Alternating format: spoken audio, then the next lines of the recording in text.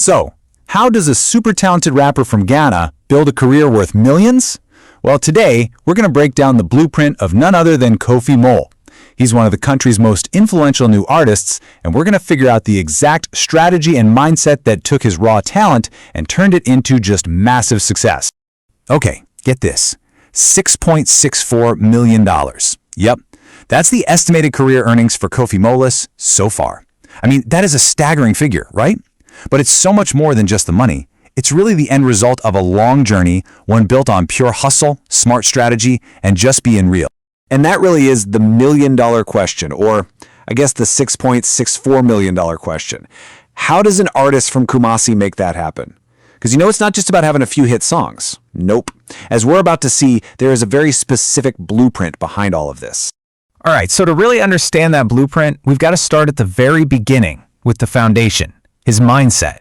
And trust me, you might be a little surprised to find out where his motivation really comes from.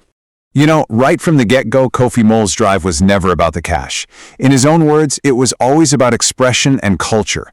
He sees the money as, a blessing, a sign that what he was so passionate about actually connected with people. It was never the main goal. Okay, so with that passion fueling him, where did this whole journey kick off?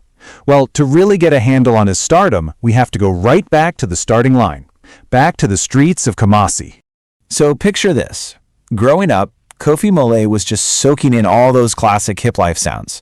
He started writing, freestyling in school, and you know what? It was the reactions he started getting online early on that was the first clue he had something really special. This wasn't some manufactured pop star story. It was totally organic and authentic from day one. Every single artist has that one moment, right? That one track that just changes everything. For Kofi Mole, that moment was a song that just perfectly captured his hustle and connected with thousands and thousands of people. But let's be super clear. This was not an overnight success. Not at all. There was a long period of just the grind. I'm talking balancing side hustles, school, all while trying to push his music for years. And then, bam, his breakout track Mensah dropped, and everything changed. All the interviews, the shows, the collabs that came after, that was the payoff for all that work nobody ever saw.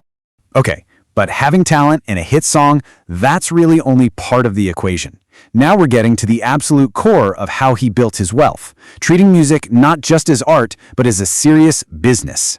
And this quote right here, it really says it all. That shift in mindset from just being an artist to becoming an entrepreneur, that's what separates a hobby from a real career.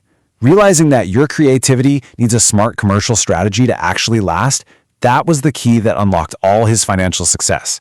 So what does that business actually look like in practice? Let's break down the specific strategies he put into play. You can basically think of it as the ultimate artist's blueprint for staying financially stable and growing in today's music world. The whole blueprint really boils down to three core pillars. First, you've got to diversify your income, so you're not just relying on one thing.